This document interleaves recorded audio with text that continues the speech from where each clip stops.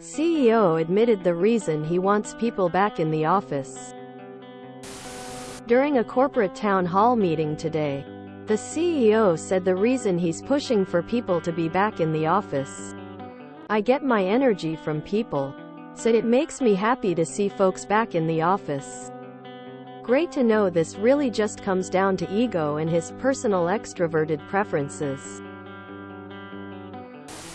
Yeah, if you're a CEO in the best office, with the best view, and all your home comforts in your office, with the freedom to leave for a meeting at any time, strolling around the office cubicles full of serfs must be quite empowering. As an employee, I sure do love knowing I'm basically an emotional support animal. "I get my energy from people," makes him sound a little evil. Ha, like an energy vampire. The reality is that empty office buildings do not create revenue for those who are renting them out. They shut down and suddenly they're not getting paid. Dude, get a Paxil prescription like the rest of us. If I can't see the peasants in anguish, why am I even a CEO? CEO. It's crazy. Because I think jobs that can be done will be so beneficial in many ways. More people will be willing to settle down. Improved mental health. With less office buildings being inhabited, that means they can be renovated into more housing. And so on.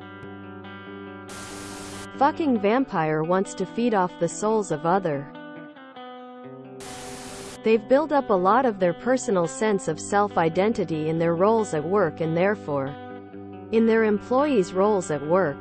They need to want to be there with him. Otherwise, he's just a slave driver. Not a beloved ruler or father. A manager needs subordinates like a king needs subjects. Otherwise it's meaningless and you're just another guy. Finding out that your subordinates don't like your office kingdom or even see themselves as subordinates might make you face that your job title is just some temporary words and not a rock solid foundation upon which to build an identity. If being a subordinate or an employee is just a job to them, then maybe being a manager is just a job to you. Yikes. Reevaluating your identity is hard work. Better to just try to force people to keep up appearances for your benefit. That way you don't have to think about it. Psychopaths need victims, it's that simple. I get my energy from people. That's why they are so run down all the time. I remember when the pandemic started and work from home became a thing. After a month all the extroverts were whining and crying about it and all I could think was welcome to every day being an introvert. The entitlement to think that everyone is like you and the inability to realize that others might thrive in this working environment. He gets his narcissistic supply best when it's in person in his controlled environment where he holds penultimate power.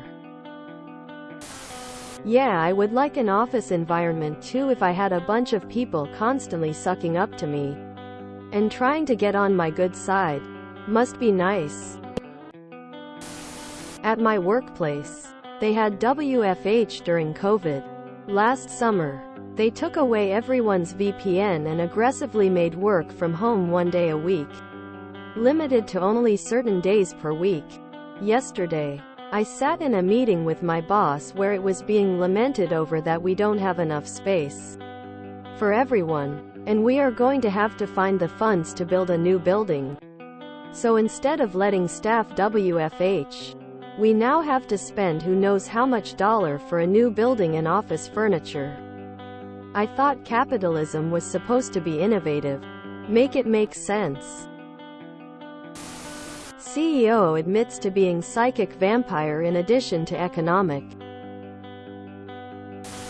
Yep, the extroverts at my work were complaining about the lack of socialization and the lack of culture since the pandemic. Like, okay, great, I need to be outside of my comfort zone and waste nearly 3 hours per day to make you feel slightly more fulfilled? Is your CEO a boomer? The president of our organization is bringing our organization back into the office more, shooting for 60% of the workforce in the office on any day, which equates to about 4 days in the office. Culture being a big supporting reason, and the fact that they like engaging and seeing people in the cafeteria. In reality, they are just from a different era where they are used to seeing the work happening and that being the evidence that it is actually happening. The good news is that our president and vice president are the last boomers in control of our organization. All of the other senior execs are Gen Xers and even some early millennials, and they are more than willing to support a broad WFH policy.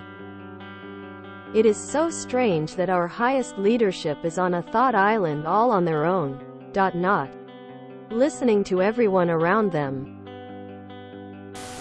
Lends some credence to the statement I once read from a psychologist. 90% of true sociopaths are in prison. The remaining 10% are in corporate boardrooms. I left my last job precisely for this reason, same ego. If you enjoyed this video, please check out our playlists full of similar content. Epicaricast is like doom scrolling for your ears. Please like, share, and subscribe.